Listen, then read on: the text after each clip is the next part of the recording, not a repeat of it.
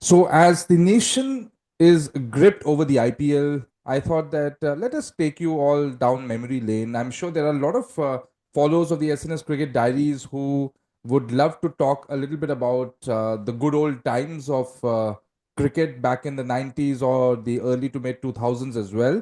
So, here I have with me a very, very special guest with me who is debuting on the SNS Cricket Diaries, a dear friend of mine from Kolkata, Ashhar Qureshi. Thank you so much, Ashhar, for being here. Thank you, sir. Thank you for having me on your podcast. Since I've known you very closely and we've been friends, I've been following your podcast and I listen to it, and I've got the honor, sort of, and I've had the privilege to actually have had a conversation with you regarding sports in general, and it's really good to meet like-minded people and have a discussion about the beautiful game. Great. No, no, Ashar, it's fantastic to have you here. मैं अशर से काफी time से कह रहा था that I would love to have him on the podcast, and he told me that I actually gave him initially a date sometime in April, but he said he's going to be busy, so I thought let me catch him right away. So Ashar, thank you very much. Yeah, Ashar, is it possible for you to do something with the light settings a bit Yeah, are because you bet now? Is it better? yeah, yeah. Is it Now, better? now, Yeah, now yeah, it's is it better. It's better? just that a little bit of Yeah. haze is coming Yeah, in yeah, front yeah. of your Okay. face Now is it sometimes. better? Is it better? Yeah, Yeah, yeah, it's yeah, better? yeah, yeah, All right. yeah. Great. Thank you so much, Ashar. So, Ashar, अभी IPL चल रहा है यार. Have you been watching the IPL? Yeah, I've been following the games, I mean on and off.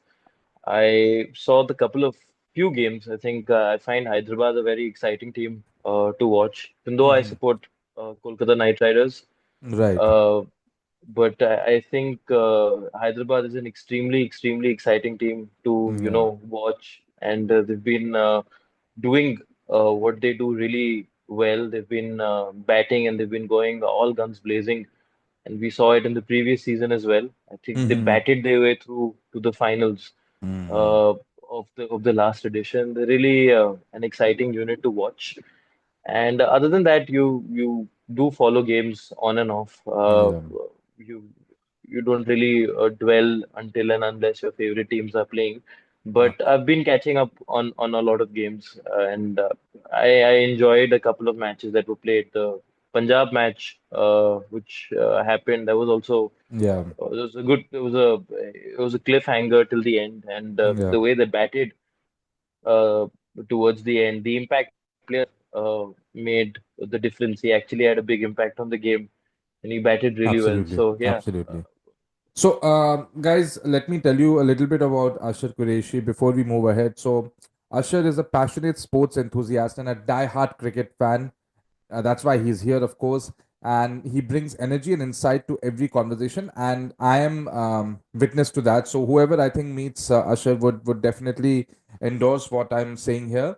And as a merchant navy officer, he has traveled the world and he is gaining unique perspectives and stories that fuel his love for sports.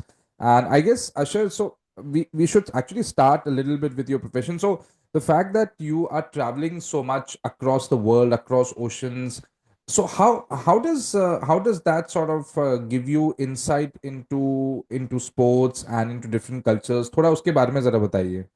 uh, and so of course it's a lot more easier for us in today's age and time, especially when we're sailing. We have the advent of internet and a lot on social media as well. But I think there's one common denominator if you're sailing with an Indian crew is their love for cricket in general, and also not so much with other sports. You'll find a lot of people.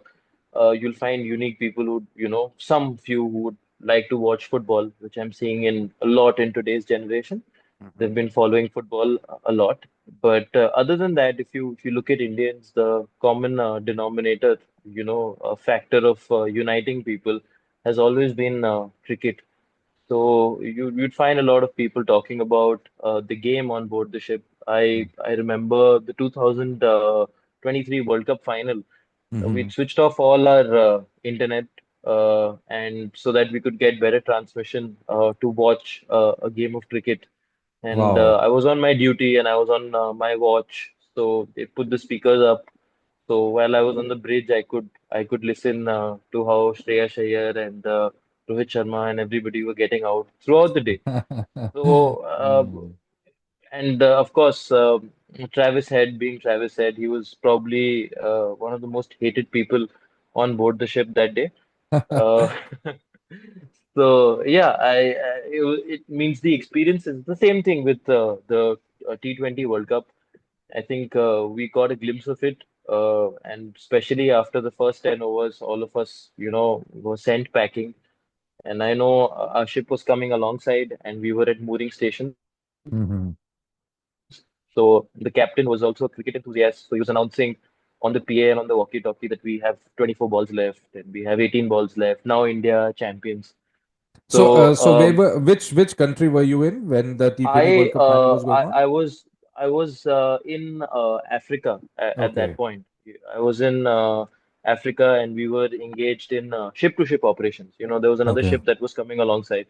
okay. So after our ship sort of we made fast with the ship. So the captain made the announcement that India has won the T20 World Cup, and I remember a big foghorn was blasted across. The crew members of the other ship came out wondering if it's an emergency, but they saw that most of the Indian crew were celebrating that we'd won the T20 World Cup. Wow, that's fascinating, Asha. So, on board, is there space to play a little bit of cricket? Like जैसे हम गली I cricket खेलते हैं. There's a lot of place on the bridge wing. Actually, if you see the module of a ship, a bridge is in technical terms is where you're driving your car, the Mm-hmm. pilot position. So if you go out on the bridge wings, there is some space for you to play cricket. But we actually what we do is we tie the balls so that Mm-hmm. they don't go into the ocean once the ship is Right, moving. right, right, So right. we've played cricket that way as well. I Mm-hmm. remember when I was sailing on one of the bulk carriers, not an oil tanker, but on bulk carriers, when they would open the hatches sometimes, and we could play cricket on Sundays. When I was a cadet and I did my bulk carrier ship, Mm-hmm. and the ship was going in ballast, it didn't have cargo, so the hold is quite big. Okay. It's a big compartment and space. So every Wow. Sunday, we would go out and play cricket, and at times they would fill the hatch so that we Mm-hmm. could swim a little bit Wow. during the heat. So yeah, we've had time to play cricket on board. Fantastic, fantastic. That's great. So, Ashar, moving on to so I planned some talking points to talk to you about. So, I want to take you back, Ashar, to a few years when you were probably a toddler or growing up. So, what were your earliest cricketing memories, and which years are we talking about? So, just for our listeners to get a sense of how young you are. Sir, I don't think it's a few years, though if I'm kind enough for you to say that, it's just a few years back. But I'm talking about at least 2 decades back, probably when I was 6 or 7 years old. Like most kids growing up in India, you start off picking up a bat, and the more it translates, the bats from plastic bats, you go to wooden bats, Mhm. and MRF stickers, and Britannia stickers, and Hero Honda stickers.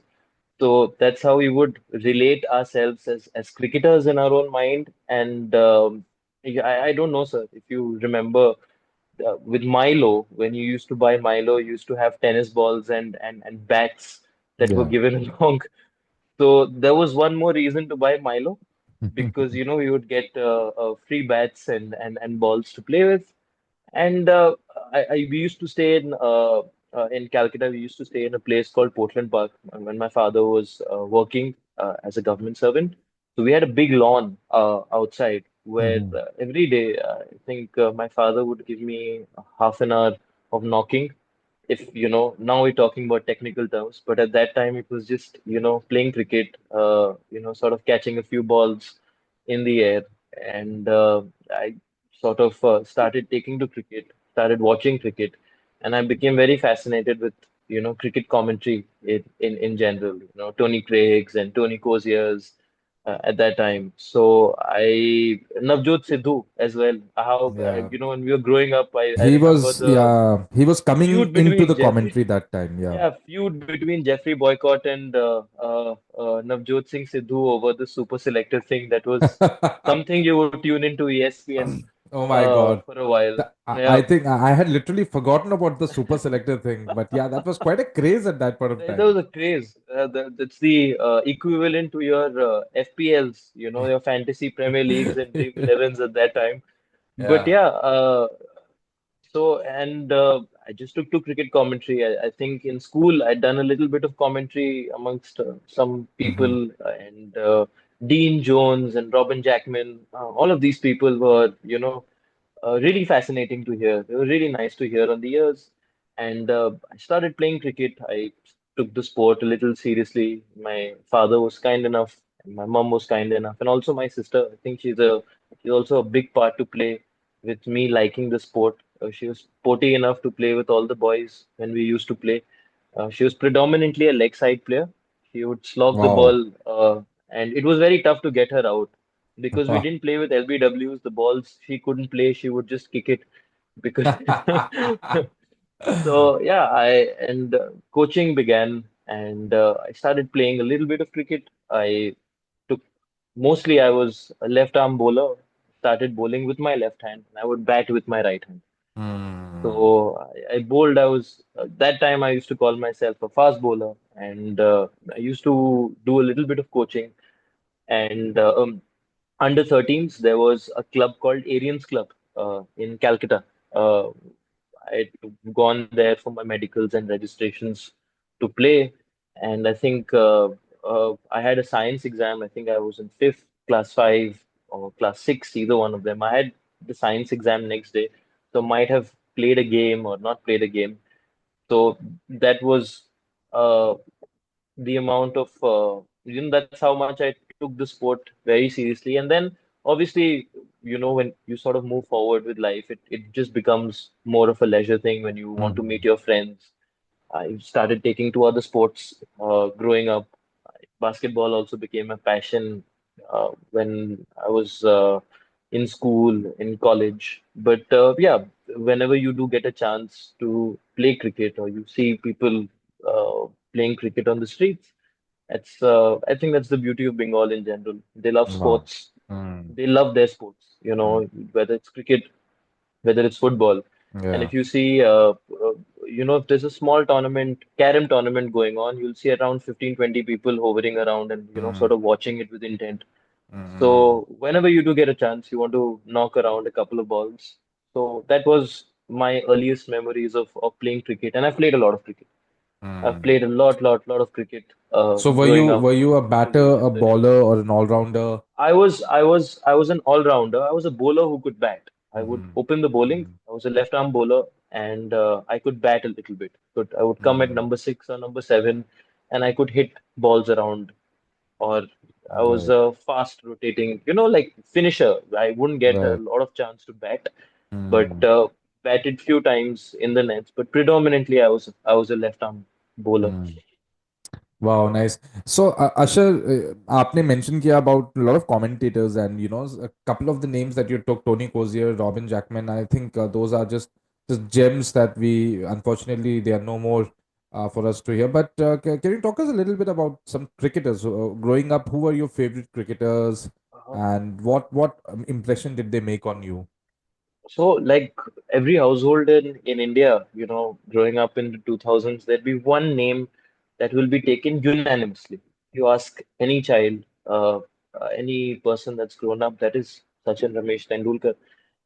Whether it's the MRF bats, whether it was your hope spin to watching a game of cricket, it started with Sachin and it ended with Sachin during that period. Hmm. And I was, lucky enough to see Saurav Ganguly taking captaincy and making that wonderful Indian cricket team, probably my favorite Indian cricket team, Hmm. favorite lineup. The bleed Hmm. blue slogan that was there during the 2003 World Cup, the Ambi Valley jersey, for the 2003 World Cup. It Yeah. was all that team was something special, whether it was Kef, whether it was Yuvraj.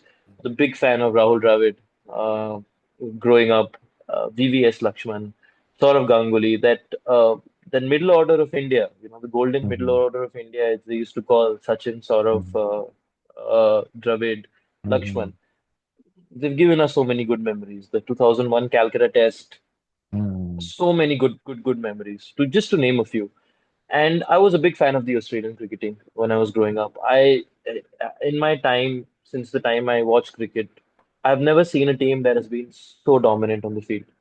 And in fact, they were so good that, when the English summer used to happen, that famous 2004 Ashes series in which Australia lost, and the summer that they had again, they played the one day series again in England. I followed Australia wherever they went. The Australian cricketing summer, when it started, it was a sight to behold.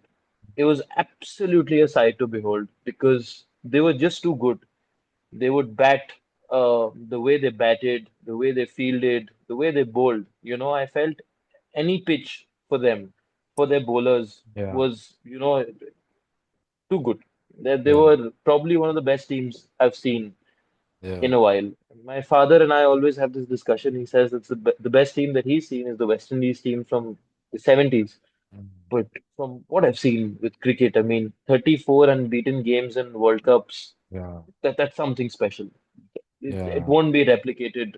And how they did it, they were brutal and they were convincing. Yeah, I think when you talk about Sachin Tendulkar, it's interesting, Ashar, because you're talking about an era which is the 2000s. By that time, India had sort of become a much formidable team, not only thanks to Ganguly's captaincy, but also a lot of cricketers, a lot of batters started complimenting Sachin Tendulkar because back in the 90s, I must say, because I've started watching cricket a little earlier than you, so I have seen that period, Ashar, जहाँ पे अगर Sachin out हो जाता था तो TV बंद हो जाते थे there was no chance for India to win especially if they were chasing but then in the 2000s we had Sehwag Dravid and Ganguly of course they came in the 90s but in the 2000s they started really sort of coming into their own and then Yuvraj Singh came on to the scene as well so Just Sachin to started say, getting probably one of the best white ball cricketers, yeah hands down, absolutely Yuvraj Singh. One of the best white ball cricketers I have ever seen in terms of the way he could field, in terms of the way he could contribute, especially if you talk about two people in India's Mhm. victory in the 2011 World Cup. I think it was Zahir Khan, because whenever Dhoni threw him the ball, he would get him wickets at any crucial times. Mhm. Yes, I remember the match in which, we had a tie against England Yeah in Bangalore. Bangalore yeah Strauss was sort of, you know, threatening to take the match away, 150 odd, and Zahir came back with that spell of getting Strauss, Collingwood, breaking Mhm. that partnership, and he got us back. And even if you see the game against Australia, the quarters, yeah the 35, 36 over period where he got Hussey out, developed that beautiful yeah knuckle yeah and that slow ball. It was a yeah revelation. And same thing with Yuvraj, contributing with the bat. Uh, he yeah could pitch in 10 overs, very economical. And in the field, Yuvraj was a gun fielder. I mean, the true definition of Indian fielding sort of changed with Kaif and Yuvraj coming true in. And I'm sure, earlier there was maybe one odd fielder. Ajay Jadeja used to field really Jadeja was well. there. Robin Singh was there. Robin Singh Robin was Singh also a was a very good good fielder. fielder. Mohammad Yeah. Azharuddin was a fantastic fielder. You could place him anywhere, whether it was slips, whether it was covers. But India became a much better fielding unit. I think 2006 when Suresh Raina and all of these people had come in for Yeah. that Pakistan tour, the second Yeah. Pakistan tour that they Yeah. went, Dhoni with the long Yeah. hair and that famous Musharraf interview that he didn't need to cut his hair.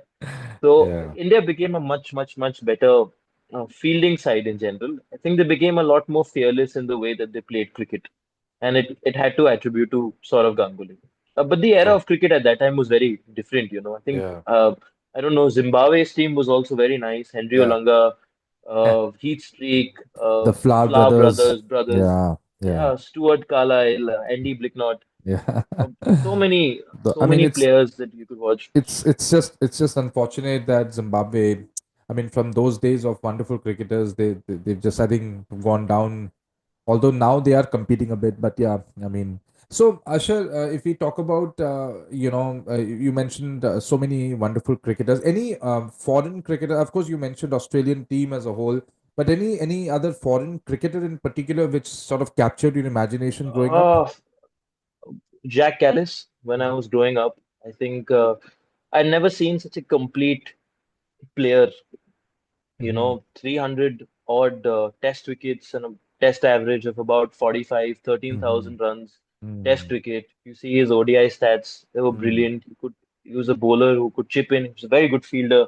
Yeah. Also, though he looked big, he was fantastic with slip in the slip cotton, could field with Yeah. the covers. That South African team was exceptional. Growing up, John T. Rhodes, if you take a catch in coaching, that's how they spoke to us. John T. Oh, John T. Rhodes. That was a nickname given to any good fielder. Yeah. And simply getting man of the match awards on the basis of your fielding, is absolutely unheard of.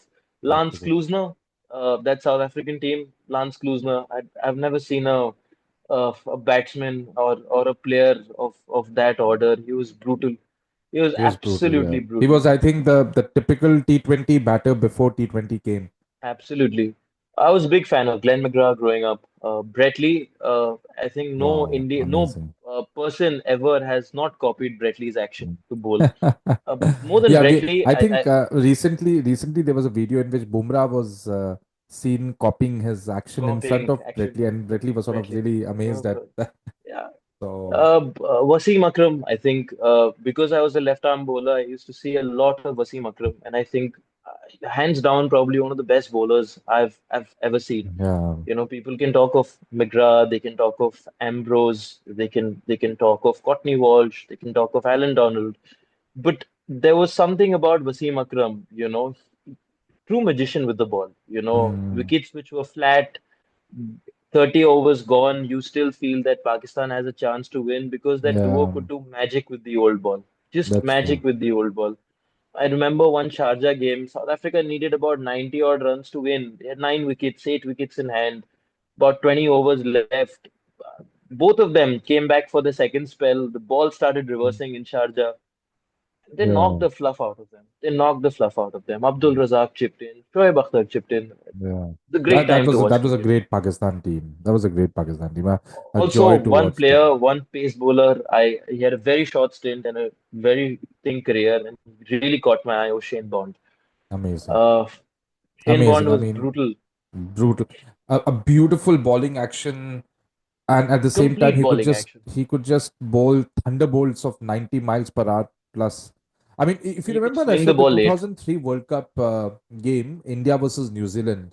Oh my God. I don't know if you remember that India won the match pretty convincingly though, but that Shane Bond spell in the beginning, I mean, Ganguly उसमें जो Yorker, Ganguly को जो बोल किया, Yorker on the if you base of off stump. exactly, and if you could see Ganguly's Base of reaction reaction. afterwards, I mean, he was just his eyes were wide open. I think people you should go and watch that spell. I mean, that was one of the more, and even Thunderbolt. I mean Shane Bond's spell against Australia in that World Cup. Oh my God, Brett Lee saved them. Brett Lee did save Bradley. them during the I chase mean, of Pfeiffer, the if diving you catch. exactly if you want to watch a one-day game of sheer brilliance of pace bowling, I think you should go and watch that match. I mean, it's a Wonderful treat World to Cup. watch the two of the finest fast bowlers of that era picking up 5 wicket hauls in that same game. It doesn't happen that often. So I think you should go and watch that. It was a fantastic game and Wonderful. showed why Australia. I mean, they were 84 for 7, if I'm not wrong, at one point of time. They ended up Michael making two. Bevan and Andy Bickle. Michael Yes, Bevan and Andy yes. Bickle. Twice actually in that tournament, Michael Yep. Bevan and Andy Pickle stitched on partnerships against New Zealand, then against England as well to win games. So, I mean, you were just talking about how that 34 match unbeaten streak in World Cups. I think that particular that trait of the Aussies to come back from difficult situations. I mean, 2007 to Ashar was a clean sweep. I mean, they hardly had any tough game. They Actually, did it was the not break a sweat. 2003. I They mean, did yeah, not break a sweat. true. In the 2007 World Cup, I remember the toughest match that they had was against South Africa. And they scored 350 odd runs Yeah, against a formidable side, and with big matches, there was one person, as much as you hate him, was Ricky Ponting with that swagger and with that attitude, and he would just walk on the field with his collars up and he would bat. The one of the most defining innings, if you remember that 2004 Ashes series, I think it was a game in Manchester where Ponting got struck and his chin was cut by a short pitch ball with Andrew Flintoff. He batted and he scored about 140 odd runs in that yeah, test match, and he was pulling these guys on the front foot, yeah, with yeah. the pace that they had. Ponting was. Yeah. absolutely a sheer sight to watch Yeah, with yeah. You with talk what about he that. It did. was actually the 2005 Ashes, and I yeah, I remember believe, that very well, Asher. That was at Manchester when Australia saved that game, and you have to look at. I mean, you remember India was cheering Abhi recently when they drew a Test match at the Gabba, and there was a lot of criticism that why are we celebrating a draw? Something similar actually happened to Australia because when they drew that match, you could see Justin Langer and a lot of others in the dressing room. They were heaving a sigh of relief, and that relief. was for that dominant Aussie team to feel like that against an English team. Was, I think, the England media, as you know, Asher, the English media can go gaga over their team Pathetic. for very. They're pathetic. They do that with their football players. They're really foul. I mean, I did during this entire Champions Trophy. I did not see any other nation except England cry so much about India's supposed benefits of playing at the same venue. So And yeah, I mean, that's what I wanted to ask, Liam Livingstone and Harry Brook to check if the lights were okay, when they got out, if the lights were okay when they played a chip shot, because they played a T20 in Calcutta. And Harry Brook apparently said that he could not judge the line of the ball because of the lights. because of the lights, yeah. So the way he got out in Pakistan, I just wanted to know if the lights and the floodlights at Gaddafi were doing justice to him, and he could see and gauge the ball very well. Yeah. Well, I think yeah, that's how it is. The English media. Although I think I love watching Nasir Hussain and Michael Atherton's Sky Sports podcast. I think that's a lot to learn from them. But generally, I think they do cry a lot. Anyway, I think Ashok, moving forward to we have spoken about your earliest cricketing memories, your favorite cricketers, your favorite some of the games that we have watched. But growing up in Calcutta at that point of time, now Kolkata, but that time it was Calcutta. We cannot not talk about cricket and Calcutta without mentioning Eden Gardens. And for me, Ashar, for a person who grew up in that city and has watched matches at the Eden Gardens, I want you to share with us how special it is to watch a match at Eden Gardens because I mean, of course, when we talk about great cricket stadiums in the world, we talk about the MCGs, the Lords, the Sydney Cricket Ground with the beautiful sunset and all. And when not many Indian grounds sort of are sort of mentioned in the same breath, but Eden Gardens is one such. I mean, it's considered as the iconic stadium. So many memories of some great games over there. One that immediately obviously comes to mind is Lakshman's 281 and Harbhajan Singh's wickets and that whole Test match as a whole in 2001. Some of I think great knocks by Saurav Ganguly, Sachin Tendulkar. I guess VVS Lakshman has had so many other great knocks at the Eden Gardens. And then one match that I remember, Asher, is the 1996 World Cup semi-final, which ended up in Oh, tears, literally tears, when Vinod Kambli was walking off oh, in match was tears. abandoned. Match was abandoned. Match was It abandoned. was abandoned. And then a few years later, there was an India Pakistan test match where Sachin Tendulkar was controversial, was run out in controversial circumstances, and Circumstances. we And ended the up, famous yeah, Shoaib Akhtar yeah, Yorkers, back to yeah, back with exactly that Sachin and, same and, test and match, the Rahul Shoaib Dravid. Akhtar Yorkers, and then the match finished in empty stands because all the people were taken out because of their unruly behavior. So Kolkata has actually been known for its unruly fans. So I would like you to talk a little bit about your own personal experience of watching cricket matches at Eden Gardens. How was it, and what is generally why is Eden Gardens so iconic?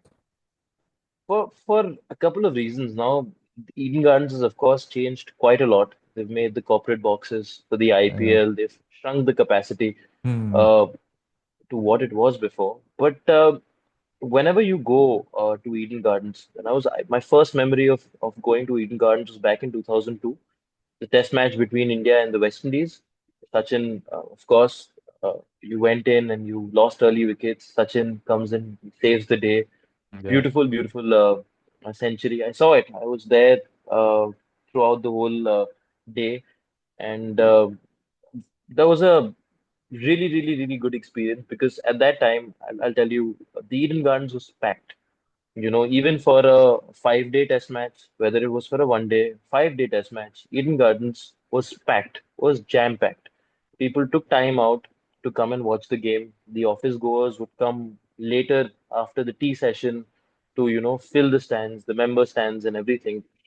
Uh, Eden Gardens was electric at one point of time. The atmosphere of just sort of being in that ground, even now. I think Calcutta in and itself, their, the passion that they have for any sport, you can feel it. You can feel the electricity. If you go there, starting off from the Mexican wave to the crowd chants to the cheers, it's always been it's always been something close to just spectacular. And earlier in Eden Gardens, now they have plastic chairs and they have corporate boxes and they've made it a little bit more environment friendly to sit around. Eden Gardens earlier had those stone slabs for, and the tiers that were there. Chairs were only there for the corporate boxes, if you would sit in the clubhouses and everything. And the speciality with the old Eden Gardens was at some of the clubhouses, the lower tier of the clubhouse had cane chairs, like the traditional way Mm, of sitting for the members and everything. The mhm, upper tier, of course, had, those plastic chairs. You could see the members box coming in from the top. You could see the commentators. So if you could earlier, if you'd go to Eden Gardens with the press box, and if you're sitting in the clubhouse, you could see all the commentators. There was Simon Dool, there was Lakshman Shivaramakrishnan. They would mhm, they would sort of check back in when their commentary shifts would sort of get over and go inside. And of course, the IPL that has come across, and we're really happy to see more games that are played in the Eden Gardens because maybe for the last 7 years, or maybe 10 years, very few international games of cricket mm, mm, are played in the Eden Gardens. And in comparison to what it was back in the early 2000s, because if there was a series in India, there was a match at Eden Gardens. Like right now, it's with the Wankhede, and right now it's with the Narendra Modi Stadium. yeah, It was one of the highlight stadiums, which was yeah. probably in pristine order and in condition. So going to Eden Gardens is always, so much of nostalgia, so much of heritage that you go across. You just enter the stadium. You can see when you enter into the members' clubhouse from B block, you can Mm, see when you go inside uh, the statue of, the poster of VVS Lakshman and Rahul Dravid, the signature pose with their bats. You see Kapil Dev holding the 83 World Cup trophy. So many iconic moments when you do enter the Eden Garden Stadium. So it's absolutely a privilege to sort of, go there and not just with the IPL games. I've been privileged enough to see a lot of games, a lot of test mm, matches, a lot of one-day cricket mm. in the Eden Gardens, and it used to be an electric atmosphere. Like, Wow. people talk about football stadiums and for two reasons. If you ever want to have a very electric stadium, come to the Eden Gardens or go to the Salt Lake Stadium when they have the Mohan Bagan and East Bengal derby. That is absolutely a sight to behold. That is Wow. absolutely a sight to behold. It's electric. Wow. Amazing. Yeah, I'm sure. I'm sure it must be like so many great matches that have taken place, and I think the aura comes from the crowd and the passion that is there for cricket. So, Ashar, moving on, how has cricket viewing for you changed over the years? Now that you've grown up, you have been. It's been a considerable amount of time that you've watched. So, do you still watch cricket now with now that you're working? So I'm sure you don't have as much time as you had earlier. So how has that sort of just the natural process of growing up, how has that impacted your cricket watching over the years? I think now the more I've started to grow up, I've started to enjoy Test cricket a lot bit more. Because if you talk about the quality of sport, I'm not saying that the quality of sport, the fitness standards, everything has gone up, playing three formats. But I think in some way or the other, with the new advent of new rules that have come in, they will, in times to come, they will absolutely kill one day cricket. Mm, They will kill one day cricket. Whether it's the advent, especially the rule of having two new balls mm, in the game is I feel it's absolutely bizarre. Five fielders inside the ring. We're used to watching cricket in a very traditional way. The first 15 overs, you go all guns blazing, and then it's a game of chess. You lay a good foundation, you knock around singles. Your field is spread. How and when do you get runs? Extremely good bowlers coming in. The ball is reversing Mm, starting from the 30th over. So getting a score of around 280 odd was a match-winning score, and people who could, score 300 runs, that was a mhm, true testament of sport and skill at that point of time. But nowadays, the rules that have come in, say the rule that is there with the impact player in the IPL, it is very bizarre. mm, That's how you sort of go on in the field knowing that these are your best combinations. Say if you're chasing, you can just sub a bowler out, which I think is going to come in one day cricket very soon. They tried it off with the super sub, if you remember, yeah, earlier in the yeah, 2006-7 time, they had yeah. the super sub, which did not work. But I think it's a little harsh and it's a little wrong on the viewing of cricket because it takes out all the calculations that you're going in, Yeah, the combinations that you want to play yeah. for a team, for a particular pitch. Because, if in the IPL, if you're chasing a big score, you'll just sub a bowler out and you'd be like, yeah, take another batsman in, True, true. which is, and I think that's going to come in the one day game very soon. And it's become a batsman-oriented game. As much as you see beautiful knocks, you see double hundreds in one-day cricket. Mhm. But tell me, in your memory, in the last 10 years, if you can say one-day spell that has stood out for you, a bowler that has caught your attention, one-day spell. Post the 2000s, we can name probably 5, 10, and like we mentioned, like Bond and Yeah. Lee taking those wickets. But tell me, in the last 10 years, since Mhm, cricket has changed so much, tell me one spell, other than Test cricket, of course, mhm, in the one mhm, day game that has been, oh wow, it's been a showcase of great skill and the batsmen are beaten. Or mhm, nowadays, I feel the batsmen are getting out because they want to play a shot. You see the credibility in terms of variations. There are too many variations with bowlers.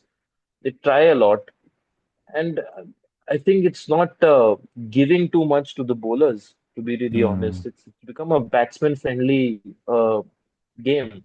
But having said that, I still watch cricket, follow the Champions Trophy or wherever there is an international match which is mhm, going on. I think both my father and myself, we both are cricket lovers. We've always been. So we do catch up just because of the fact of how we feel about the sport. But whether mhm, it's an Ashes series that is coming up, or if it's, the South Africa is going and playing in England or they're playing in Australia, mhm, it's a good testament to, watch good quality fast bowling, yeah. some good batsmanship, Mhm, and especially, with the Border Gavaskar Trophy, if you saw, the only player that, sort of brought us back into that series wherever we had a 40% chance was Jasprit Bumrah. That was on yeah. the basis of his bowling. Mhm, So mhm, the art of bowling is sort of depleting right now, and we want to see some bowlers stepping up. We have the Pat Cummins, we have the Mitchell Starks, we have the mhm, Rabadas, but in one-day cricket, earlier a bowler had a reputation that he carried along with himself. It's McGrath, it's a Lee, it's a Wasim Akram, it's an Alan Donald. Now that the reputation that a bowler carries is off the mark. It's in a 4 over game. You just step out and you start whacking them in from the get-go. Same with ODI cricket. They've made a sorry sight for the bowlers. I, mhm, I may be wrong. You, sir, you must be watching a lot more cricket. You've had a lot mhm, more cricketing knowledge than me. But tell me, in the last 10 years, if you've seen any spell that you remember in a match where we went toe to toe in terms of just bowling, just in terms of bowling, and not a team that is going to chase 300 odd runs and fell short by 10 or 15 runs mhm. in the I last 10 think, years of cricket. yeah, so I think for a person like me, Ashar, who follows cricket closely, I will be able to tell you. But I guess if for a sort of an average cricket viewer, may not be able to, because see, in the last 10 years, also the number of ODIs has drastically reduced. Especially post COVID. We must not forget that it's been 5 years now since COVID has happened. Although it just feels the other day, but 5 years have gone by. So it's a considerable amount of time in which it's a good sample size to talk about the the quantity of one day cricket that has been played. I mean, I'm sure had Virat Kohli played the same number of ODIs that he had played at the beginning of his career, I'm sure he would have by now got to sort of close to, or if not at 100. So I can tell you, like, there are, of course, see, Mohammad Shami's spells in the World Cup come to mind immediately. I think his two 5 wicket hauls, one a 7 wicket haul, and in the semi final against New Zealand. But then again, yeah, I mean, that was the time when New Zealand was chasing a big target, so they went for. And I'm not sort of denying in any which way Mohammad Shami's quality as a bowler, but I guess, as you said, these days batters go out a lot more playing attacking shots rather than bowlers sort of dismissing them. But then, I can remember Jasprit Bumrah's spell against England in a one-day series in England in 2022. This was Ashar. I don't know if you remember. It was a three-match Oh ODI yeah, I series. think yeah, three match ODI Yeah, series. Yeah, and he swung the Bumrah ball picked up a left, right, and six-wicket center. haul in the Yeah, first he did ODI. swing the ball left, right, and center. Yes, But yes. like I'm saying, in terms of tussle, two Mm, teams coming along where you're yeah, defending, a moderate score of about 240 odd. I can say yeah, that the World Cup match against England was one of them. yeah, Uh, but other than that, if you see the recollection of how one day cricket has just gone by, yeah. the pitch is doing something or it's something in the air, teams are just falling short of, uh, teams are able to defend 350 or 360 odd runs, and batsmen are going hard at the bowlers. But there's of course, like I said, there will be because there's a lot of cricket that has been played and a lot of cricket that we don't follow. But Yeah. if you ask me in that era, I can make you we can have a discussion about Mm, genuinely good bowling or genuinely great, sort of cliffhanger matches. Like we talk about the Ashes series, the mm, Edge-Baston Test, one of the greatest Test yeah, matches you'll ever yeah. come across. Kasparov and Bretley and Flintoff's edge, when he was hooking. So you had a lot of these cricket matches that were, sort of played where, you outclassed teams on the basis of your bowling. You backed bowlers to defend 240 odd runs on Mm. whatever wicket it was. But again, like I said, Yeah, I cricket has think, changed. yeah, I also, Ashar, I think, yes, cricket has changed a lot. It has become much more batter friendly. Par scores have now, I mean, you talk about T20 mein, yaar, Ashar, we are talking about 200, scores of 200. 250, 260, 270 being what at one point of time used to be very One day competitive scores, totals in considered one day ODIs. scores. So that's how cricket has changed. But I guess that's how the nature of the game is. But the good bowlers will still come around, like the Rabadas, the Bumrahs, Pat Cummins. Absolutely. Jasprit Bumrah is, Um, I think, by far one of, he's far ahead of his yeah, I, peers. I Way, way, think way far ahead I for think his peers. I sometimes do feel that we must sort of count them in the same league as the Wasim Akrams because Wasim Absolutely. Akram, Alan Donald, and all did not they played in an era where batting was not so sort of favored, and batters would not play such cheeky shots. The way I sometimes do wonder how was a bowler like Wasim Akram would have reacted if someone just sort of scooped him over fine leg or played a Oh, reverse ramp, and in fact, yeah, in one of his interviews, which he had with Fakhri Alam and others, there's a wonderful show that it's a comes. very good show. It's a very good It's show. a I do follow brilliant it. It's a show, very brilliant good show. show. And I Very good love show. Wasim Akram when he gets irritated with certain fans and Yeah, the the way he Punjabi that comes reacts. out, the Punjabi that comes out, it's hilarious. Yeah. So he But did mention that in yeah, he said that we would have probably reacted. We would also have had to react differently if batters played the kind of shots they play now. So Glenn McGrath, for example, could bowl six Yorkers. Saqlain Mushtaq could bowl in the death overs. I mean, now you can't even imagine. You don't even see a spinner bowling post 40th over in an innings, or even 35th over. But that point of time, you used to have Saqlain Mushtaq, Murli closing out bowling ODI innings. overs.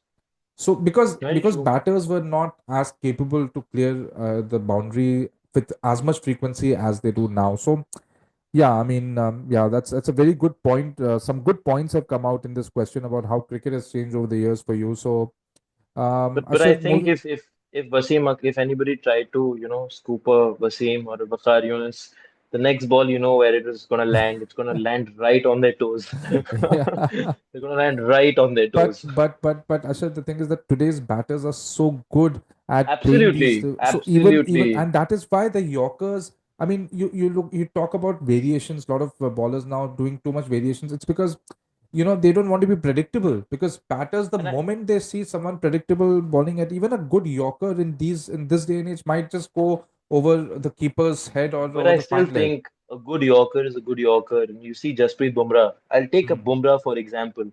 If you see his death bowling, those Yorkers, you have to be really, really, really good batsmen. And I'm not saying they aren't very good batsmen, but you've got to be really skilled into just digging those balls out and, not alone, dabbing them for singles, but Hmm. scoring boundaries of them. You have to be really skilled. And if you see Bumrah's spells, the reason why I like Jasprit Bumrah is he's a very traditional fast bowler. Hmm. He's a very traditional fast bowler in terms of how he bowls even at his death overs. And batsmen know that, the ball's going to be full right up there at their toes, at the base of the stumps.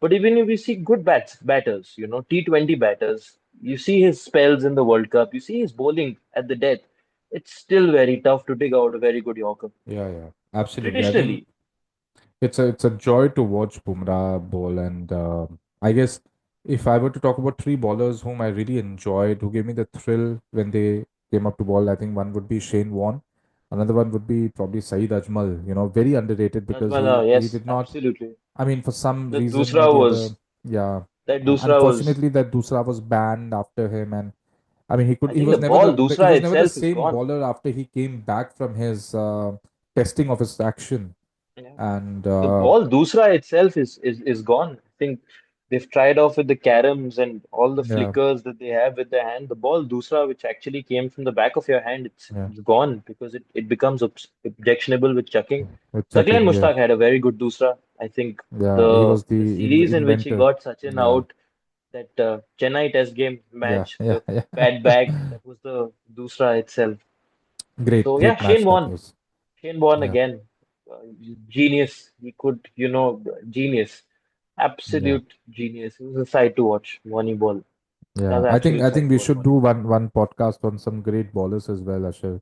Absolutely, Sometime down the that'll be a good episode to have. that'll a good episode to have. Absolutely.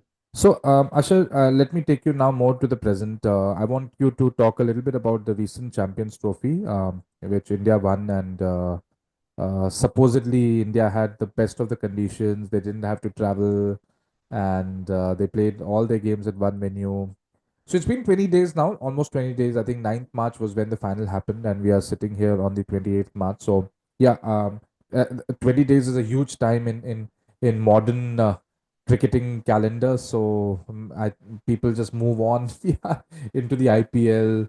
So, but still want you to reflect a little bit on Champions Trophy, Asher. What do you think about India's performance? And what do you think about the tournament being staged in Pakistan? And as a whole, was it a success? Does one day cricket did it help one day cricket with having this kind of a tournament? What is your view on this? I think the whole format of the Champions Trophy, they wanted to scrap it out post 2017 because they thought Mhm. it was very similar to the World Cup that they have. So, but any ICC tournament, any knockout tournament in which, your teams are sort of playing and you have a lot of international players coming along, it's always, fun to watch. Having said that, India had the most balanced team. If you look at forget about, we talk about the conditions and we can talk about favors and we can talk about everything else later. But if you see on paper, India Mhm. had probably the most balanced team for a one day side. You have three all-rounders that are there. So you had the option of floating in an extra spinner if the conditions suited for another fast bowler. Hardik Pandya, Ravindra Jadeja, and Akshar Patel gave you that freedom that you could bat deep till about eight, and you had bowling, and they could supplement or they could complement the team with chipping in with 10 overs or give about you had India had six or seven bowlers, as if you just look at the squad on the whole, they had six or seven bowlers, so they had a backup in case if one of the quicks went for a lot of runs. They had a lot of players and they had a lot of bowlers that could chip in and give in that you know those overs. And I think captains have a headache most one-day captains or most T20 captains, one big headache that you have is your fifth bowler. The extra bowler or fifth or the sixth bowler that you have that is going to chip in, with your other than your four frontliners. The fifth bowler problem, which a lot of people had, if people knew, followed the old one day regime, you always had a problem with the fifth bowler that was coming in. Playing an extra spinner would mean that you're dropping off a batsman, or you would try to, sort of chip in with part-timers and try to get them done in the middle overs. But India had a very, very, very balanced team coming up. They batted deep, and coming to, the organizing committee, whoever, the people who are involved, if people had a problem with India not participating, in a tournament in Pakistan, then they should have just told that, don't go ahead and participate with it. I'm pretty sure that there must have been a committee that must have sat, and there'll be people from the PCB, there'll be people from all the cricketing boards must have had a meeting. The ICC, the president must be there in itself. If they had a problem with India getting all the favors, once the tournament was organized and once the problem was, getting up to scratch, you could have just told India as a Mm, cricketing nation that either you play in Pakistan or you don't play the tournament at all. It should have been very simple from the get-go. And right now, if you have agreed to sort of bring in India, and let's just face it, we've got the talent attraction or whatever we've called the ICC attraction does come from a lot of our players. Let's just face it, whether it's broadcasting and whether it's all the money involved, we get it. And as much, I can be really nonchalant and I can be really arrogant about this fact. May sound a little pompous, but it is true. If you see the broadcasting and if you see the players that were coming in, even the tickets that were sold, if India and Pakistan were to play there, they wanted to see a Virat Kohli come and bat. They wanted to see a Jasprit Bumrah bowl too. He didn't play the tournament. mm, But the major star attraction that we have and the sponsors that we generate and the viewers we generate back at home, mhm, that gives you a lot of revenue to, have a tournament on a very big scale. This is on the business aspects of it. But if you did have a problem, like if the English Cricket Board or the Pakistan Cricket Board or the ICC, they were a governing council, if they had a problem with India playing their matches in Dubai and they wanted India to come and play in Pakistan, they should have been like, it's this or it's nothing. They should have laid the grounds very simple. mm. So if India played and if they got favorable conditions, you got to blame all the committees that are involved with, sort of allowing India to do that. But Yeah, having yeah. said that, they don't want to lose the revenue. They don't want to Absolutely. lose the broadcasting rights, and they don't want to lose people that are watching in the matches. Mm, You can't let India go. So, yeah. policies with something very political. It's not related to cricket as such, but the policies of our government are completely different and coherent. Mm, So that's a very separate issue to talk about. But yeah. if you are if there is a committee council or a meeting that is organizing a tournament, should have been very firm on the fact that, you either play here or you go home. No Champions Trophy Mm, for India. mm. It should have been that way. Yeah, fair enough. And no one has the balls to do that in neither in ICC or in other cricket boards. But that's how it is. I think, Ashar, as we come to the end of this fascinating chat that we are having, I would like you to talk a little bit about Rohit Sharma and Virat Kohli. Great players, great servants for Indian cricket over the last 15 years or so. They're now coming towards the fag end of their career. We don't know how many years more they will play. They are already retired from T20 internationals, playing the IPL. Where do you see both of them in the near to sort of later future? How many years do you think they have, or do you think that it will be case to case, format to format basis? What do you what and how would people remember Rohit and Virat? Maybe 5-10 years I down the think line. they've been fantastic servants to the game in terms of sort of cementing their legacies. They Mm-hmm. already have. And the funniest thing that I see on social media, which irritates the life out of me. That's the whole problem with this age and age of social media, every player that is starting to have a little bad patch of form, you have 15 or 20 people that are trolling and, Mm, saying a lot of things which are, unheard of. mm, And these players, you're talking about Rohit Sharma, two-time double centurion, 264 runs. That's mm, not, not every batter is capable of producing that yeah. in terms of the talent that he's been gifted. And the same thing with Virat Kohli.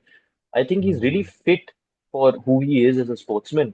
When you see him go on the field, of course, with age, and if you see his older innings with time, reflexes, when you start judging the ball, the length of the ball, it becomes a little difficult as your age, starts to mhm, go back with your eyesight and everything involved.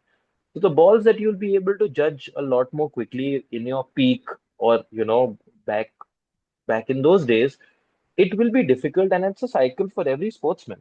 It's a cycle mhm, with every sportsman. Whether you talk about, a great Roger Federer, whether, you talk about all the great sportsmen, they have their time where, where how quickly you're able to judge the length of the ball, the speed of the ball. A lot of these things come into question. But in 5 or 10 years, I think Virat Kohli more so has cemented uh, himself. His legacy is cemented as not one of India's greats, but world's greatest batsman. He showed up, and there'll be a lot of people who will say that, oh, he's not scored too many centuries abroad, and what is his record form abroad?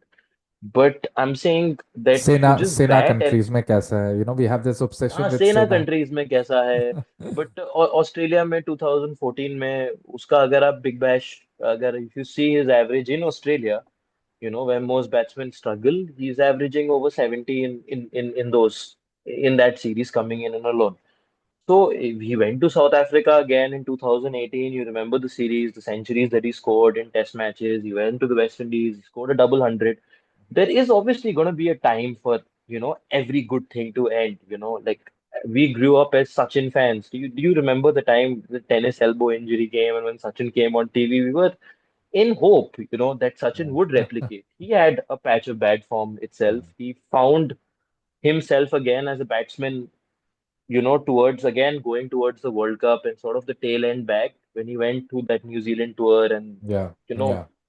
so every batsman will have, an up and down in his sort of a career. There cannot be a sports person who can, perform, Mhm, who can give you a 50 or a 100 every match. That's practically, I mean, you can have a God-gifted player, you can say Bradman, but Bradman's era of game was very different. That mhm, only two cricketing teams played, and there were only few test matches that they were played. With the amount of cricket that you're playing, you can't expect an athlete to sort of deliver every single time. And I know playing for your country is probably your biggest honor, and I'm sure they're giving it, even when they lose, they sort of give it their all. And Rohit Sharma, for what I knew, was always, I think after Yuvraj Singh, I've never seen a person time the ball so mm, well. There's not a lot of effort when he's hitting the ball, when he's hitting those pulls or those flicks. The timing reminds me of Yuvraj Singh. mm. I, for me, Yuvraj is probably one of the best timers of the cricket ball. Absolutely. Uh, and I see Rohit Sharma in that spectrum. And he started to open a lot later. He's a Yeah. middle order batsman that started opening in 2014, and he still got 30 odd hundreds after that. Mm, So yeah. imagine if Rohit Sharma started to open a little earlier. Mhm, His records, it's still a fantastic record for what he is and how he is as a batsman. I think they've already cemented their legacies. mm, They don't, they don't have to do a lot more to, justify and solidify themselves as one of the greats. They are already for mm, what they've done for mm. the country. Yeah, fair enough. Fair enough. I think so we come here to the end of a fantastic chat with Ashar. Thank you so much, Ashar, for being here. Thank So this was Ashar Qureshi with his insights into cricket, and I would love to have you more, Ashar, as and when time permits you, and when you are sailing or not sailing, it'll be fantastic to have you from different parts of the world. Um, Yes. And So 1 hour has just whizzed by. I'm I telling mean, you, 1 hour has absolutely. absolutely whizzed by, talking about the beautiful sport, the teams, how cricket has changed. It's really, really, really fascinating. Thank Yeah. you, sir, for, Yeah. sort of No, no, thanks letting to me you, have Ashar. this chat with you on your podcast, and it I had a splendid time. So thank you very Same much. here, same here. I also enjoyed. So, guys, if you have enjoyed this trip back the memory lane on cricket, I know the IPL is going on, but the SNS Cricket Diaries is all about not the razzmatazz of the game, but the finer points of the game as well. So, if you've liked this podcast, if there are some matches that you remember back in the 90s or 2000s which you would like to talk about, please do mention in the comment section. I would love to see them. And until the next episode of the SNS Cricket Diaries, take care. Bye. Cheers. Thank you. Thank you, sir. Bye bye.